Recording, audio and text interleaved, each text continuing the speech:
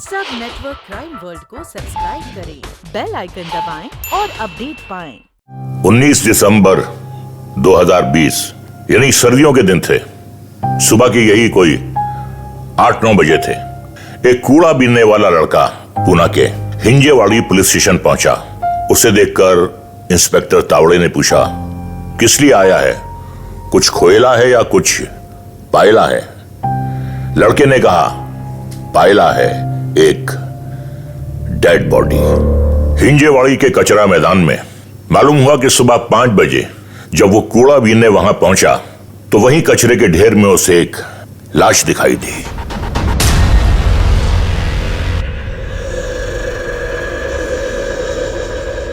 नमस्कार, स्वागत है आपका अपने show the real crime stories with Raza Murad में। मैं रजा मुराद लेकर आया हूं एक ऐसी घटना जिसकी तहकीकात ने सबके होश उड़ा दिए थे। जब पीएसआई रंजीत पाटिल को उस डेड बॉडी के बारे में पता चला तो उसकी एक टीम हिंजेवाड़ी आईटी सिटी के पीछे वाले कचरा मैदान में पहुंची। लाश आधी जल चुकी थी और चेहरे को इतनी बेरहमी से कुचला गया था कि उसकी शिनाख्त कर पाना भी मुश्किल हो रहा था। खैर, उस कचरा मैदान का इंटेंसिव सर्च शुरू हुआ तो वहीं कुछ दूरी पर वो पत्थर हाथ लगा जिससे उसका सर कुचला गया था। वहीं पुलिस को एक ब्लूटूथ डिवाइस और एक अधजला आधार कार्ड मिला जिसमें छपा नाम और पता जल चुके थे। एक बात बड़ी अजीब थी, आधार कार्ड, ब्लूटूथ और वो पत्थर तीनों ही लाश से थोड़ी दूर बरामद हुए। क्या यह कातिल की कोई सोची समझी चाल थी? खैर, बॉडी को पोस्टमार्टम के लिए अस्पताल ले जाया गया और बाकी सभी एविडेंस को फॉरेंसिक लैब पहुंचाया गया। कड़ी मशक्कत के बाद फॉरेंसिक डिपार्टमेंट के हाथ लगा उसका नाम मुस्तफा, पता आकुर्डी, पुणे। बस पता चलने ही की देर थी कि आकुर्डी में रहने वाले सभी मुस्तफा नाम के लोगों की कुंडली निकाली गई। कुल मिलाकर 10 मुस्तफा मिले और उनमें से सिर्फ एक मुस्तफा लापता था और उसके घर पर ताला लगा था। पीएसआई पाटिल ने आसपास के लोगों से पूछताछ की तो मालूम हुआ कि वहां मुस्तफा और उसकी बीवी फातिमा रहते हैं और कल रात से मुस्तफा घर नहीं लौटा। इसीलिए फातिमा पुलिस कंप्लेंट कराने गई है। वहां मुस्तफा के बारे में एक और बात पता चली कि वो प्याज के होलसेल बिजनेस में था। यानी एक बात तो साफ हो चुकी थी कि ये वही मुस्तफा था जिसकी लाश हिंजेवाड़ी के कचरा मैदान में मिली थी। खैर, पीएसआई पाटिल उस पुलिस चौकी पहुंचे जहां मुस्तफा की बीवी फातिमा कंप्लेन कराने गई थी। फातिमा से मालूम हुआ कि मुस्तफा घर से यह कहकर निकला था कि वो बिजनेस के सिलसिले में नासिक जाएगा। तो क्या नासिक से घर वापसी के दौरान ही उसकी हत्या हुई थी? जब फातिमा को शिनाख्त के लिए बुलाया गया तो उसके अध जले कपड़े देखकर वो फूट पड़ी। मुस्तफा के रिश्तेदार उसकी शनाख्त नहीं कर पाए क्योंकि सर को बेरहमी से कुचला गया था। आखिरकार मुस्तफा की लाश को उसकी पत्नी फातिमा के हवाले कर दिया गया और आकुर्डी कब्रिस्तान में मुस्तफा की लाश को दफना दिया गया। फातिमा से मुस्तफा का जो नंबर मिला वो तो बंद था, इसलिए उस नंबर को टेलीकॉम डिपार्टमेंट भेज दिया गया। इसी बीच मुस्तफा के रिश्तेदारों से यह मालूम हुआ कि फातिमा उसकी पहली बीवी नहीं है, दूसरी बीवी है। अब सवाल ये उठा कि पहली बीवी कौन है और कहां है, और कहीं इस हत्या में उसका हाथ तो नहीं है। मालूम हुआ कि पहली बीवी का नाम मरियम था जो अपनी 2 बेटियों के साथ इगतपुरी में रहती थी। पीएसआई के आदेश पर एक टीम इगतपुरी पहुंच गई तो पता चला कि मुस्तफा बिजनेस के सिलसिले में नासिक से पुणे आता जाता था और उमूमन एक बार में बैठकर शराब पीता था। उसी बार की एक बार डांसर पर उसका ऐसा दिल आया कि उसने उसके लिए मरियम और अपनी दोनों बेटियों को छोड़ दिया और उस बार डांसर के साथ पूना जाकर बस गया। हैरानी तो तब हुई जब मालूम हुआ कि वो बार डांसर कोई और नहीं बल्कि फातिमा बेगम थी। कार्रवाई शुरू हो चुकी थी। मुस्तफा के हत्यारे की खोज पीएसआई पाटिल को नासिक की मंडी तक ले गई। वहां का हाल उमूमन आम मंडियों जैसा ही था। शोर शराबा था और सड़े प्याज की बदबू हवा में फैली हुई थी। वहीं पाटिल की मुलाकात हुई सरतेज घोरपड़े से, जो वहां प्याज की मंडी का एक व्यापारी था। उसने बताया कि उससे पहले ही मुस्तफा को 5 लाख का माल उधार दे रखा था। उसके बावजूद भी वो उधारी पर उससे और प्याज मांगने लगा। जब घोरपड़े ने मना किया तो मुस्तफा बोला कि वो उसका पैसा एक ही दफा में वापस कर देगा, मगर वो मार्केट से यही सब बोलकर माल उठा लेता था और किसी का एक पैसा वापस नहीं करता था। मालूम हुआ कि मुस्तफा पर 1 करोड़ से भी ज्यादा का कर्ज है। अगर ऐसा है तो हो सकता है कि उसकी हत्या किसी ट्रेडर ने करवाई हो। यह ख्याल जैसे ही पीएसआई पाटिल के जहन में आया तो उसने उन सभी ट्रेडर्स की एक लिस्ट तैयार करवाई जिनका कर्जदार था मुस्तफा। कुल मिलाकर 20 नाम सामने आए, मगर पूछताछ में पुलिस के हाथ कुछ न लगा। उधर पीएसआई पाटिल के दिमाग में एक बात घूम रही थी कि क्या जो लाश हिंजेवाड़ी में मिली वो सच में मुस्तफा की ही थी, क्योंकि एक भी रिश्तेदार ने शनाख्त में उसे नहीं पहचाना था। पीएसआई पाटिल के शक से पर्दा हटाने के लिए पुलिस इगतपुरी पहुंची, जहां मुस्तफा और मरियम की बेटियों के ब्लड सैंपल्स लिए गए। जब उनका फॉरेंसिक टेस्ट हुआ तो जनाब सब हैरान रह गए। पत्थर पे लगे उस खून का डीएनए मुस्तफा की बच्चियों के डीएनए से मैच नहीं हुआ। उस फॉरेंसिक रिपोर्ट ने कई सवाल खड़े कर दिए। पहला और सबसे अहम सवाल यह था कि अगर मरने वाला मुस्तफा नहीं था तो फिर कौन था और असली मुस्तफा कहां है। एक और सवाल उठ खड़ा हुआ कि अगर ऐसा है तो फिर फातिमा ने शिनाख्त में गलती कैसे की। पीएसआई पाटिल ने पूना से लापता हुए उन सभी आदमियों की डिटेल्स निकलवाई जिनकी उम्र 40 से 45 थी। कुल मिलाकर 15 लापता लोगों के नाम सामने आए। पुलिस उन सभी के घर पहुंची और उनके बच्चों के डीएनए सैंपल्स लिए गए, मगर किसी का भी डीएनए हिंजेवाड़ी में मिली उस लाश के डीएनए से मैच नहीं हुआ। यह केस गोल गोल घूम रहा था, मगर कहीं पहुंच नहीं रहा था। पीएसआई पाटिल ने एक दांव खेला। उसने एक लेडी कांस्टेबल दीपाली को इस केस में शामिल किया। दीपाली सबसे पहले नासिक गई और जब लौटी तो मुस्तफा की किताब के कुछ नए पन्ने अपने साथ लाई थी। उसने बताया कि मुस्तफा नासिक की दलाल स्ट्रीट में सुपरवाइजर का काम करता था। 2002 से 2015 तक उसने वहां काम किया और जब कंपनी बंद हो गई तो उसने एज ए कमीशन एजेंट अपना काम शुरू किया। महज 2 साल में उसने प्याज का अपना खुद का बिजनेस खड़ा कर लिया। इसी सिलसिले में वो मुंबई पूना आने जाने लगा और घर से दूर रहते रहते वो अपने परिवार से भी दूर हो गया। तो क्या फातिमा से उसकी मुलाकात उसी दौरान शुरू हुई थी?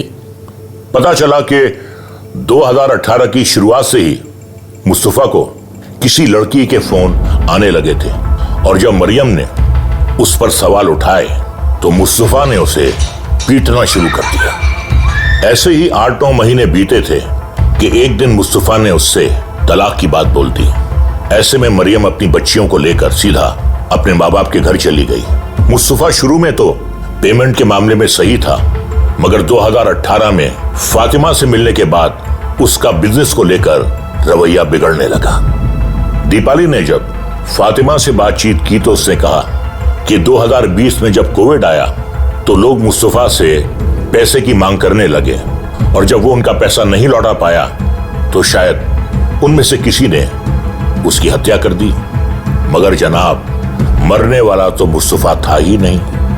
वो कौन था इसकी जानकारी तो पुलिस को नहीं थी, मगर फातिमा का पति मुस्तफा कहां था यह सवाल अपनी जगह ज्यों का त्यों बना हुआ था। दिन बीतते चले जा रहे थे और पीएसआई पाटिल का हर दाव फजूल साबित हो रहा था। उसने मरियम और फातिमा के फोन सर्विलांस पर लगाए, मगर उससे भी कोई फायदा नहीं हुआ। एक आखिरी दाव खेलते हुए पीएसआई पाटिल ने 2 लेडी कांस्टेबल्स को बुलाया और उन्हें मरियम और फातिमा पर नजर रखने का काम दिया। मरियम पूरा दिन घर में रहती थी, इसलिए उन्हें वहां से तो कुछ नहीं मिला, मगर जनाब, फातिमा के केस में ऐसा नहीं हुआ। फातिमा हर सुबह 6 बजे मस्जिद में साफ सफाई करने जाती थी, जहां वो मौलाना के फोन से किसी से बात किया करती थी। पीएसआई पाटिल ने जब मौलवी के कॉल रिकॉर्ड्स निकाले तो मालूम हुआ कि उसे अजमेर शरीफ से फोन आता है। पीएसआई पाटिल को दाल में कुछ काला नजर आने लगा तो उन्होंने फौरन एक टीम को अजमेर शरीफ भेज दिया। उस लोकेशन को ट्रेस किया तो पता चला कि ये अजमेर शरीफ का एक छोटा सा होटल है। पुलिस ने वहां छापा मारा और जब फोन करने वाले उस आदमी को पकड़ा तो सभी की आंखें फटी की फटी रह गईं।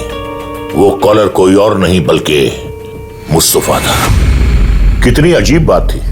ये कहानी जिसकी हत्या से शुरू हुई थी वही आदमी अजमेर शरीफ में जिंदा पकड़ा गया। आखिरकार उसे हिंजेवाड़ी पुलिस स्टेशन लाया गया। पीएसआई पाटिल ने मौका वारदात से मिले सबूत उसके सामने रख दिए और जैसे ही वहां से मिला ब्लूटूथ टेबल पर रखा कि ब्लूटूथ मुस्तफा के फोन से कनेक्ट हो गया। दूध का दूध और पानी का पानी हो गया और पुलिस की पूछताछ में मुस्तफा ने सच उगल दिया। उसने बताया कि वो मरियम के साथ एक अच्छी जिंदगी जी रहा था, मगर फिर उसकी मुलाकात फातिमा से हुई। फातिमा की खुशी के लिए उसने इतना पैसा उड़ाया कि जब होश आया तब तक कर्ज चढ़ चुका था। इसी बीच फातिमा ने उसे धमकी दी कि अगर वो उससे शादी नहीं करेगा तो वो उस पर रेप का इल्जाम लगा देगी। इसलिए मुस्तफा को उससे शादी करनी पड़ी और इस चक्कर में इतना टाइम और पैसा बर्बाद किया कि कर्जा और बढ़ता गया। वो इधर के पैसे उधर करने लगा। हालात तब और बिगड़ गए जब कोविड आया और लॉकडाउन लग गया। उस पर चढ़ा कर्ज 1 करोड़ से ऊपर हो गया। मगर सबसे बड़ा सवाल यह था कि अगर वो जिंदा है तो फिर हत्या किसकी हुई। जवाब में उसने बताया कि वो इस कर्जे से बाहर निकलने की तरकीब ढूंढ ही रहा था। तभी एक दिन वो रमेश देसाई से मिला। रमेश उसके साथ दलाल स्ट्रीट में काम करता था और फिलहाल अपनी बीवी बच्चों के साथ पिंपरी पुणे में रह रहा था। रमेश को काम की बहुत जरूरत थी, इसलिए मुस्तफा काम की बात करने के बहाने उसे एक बार में ले गया। मुस्तफा जानता था कि रमेश बहुत शराब पीता है, इसलिए उसने रमेश को उस रात खूब शराब पिलाई और फिर उसकी बाइक पर उसके साथ बैठकर वो हिंजेवाड़ी पहुंचा। वहां हल्के होने के बहाने दोनों रुके और सही मौका देखकर मुस्तफा ने उसे वहीं धर दबोचा। उस रात रमेश इतना नशे में था कि वो मुस्तफा का मुकाबला नहीं कर पाया।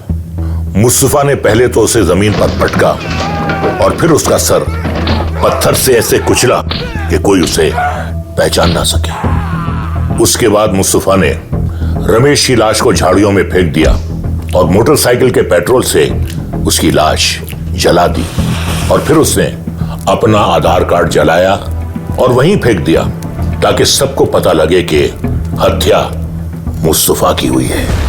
तो फिर वो अजमेर क्या करने गया था?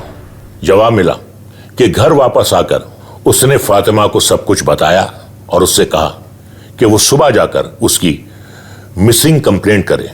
उसके बाद मुस्तफा घर से 1 लाख रुपया लेकर निकला और फातिमा को बताकर गया कि मस्जिद का मौलवी हर सुबह उसकी बात उससे करवा दिया करेगा।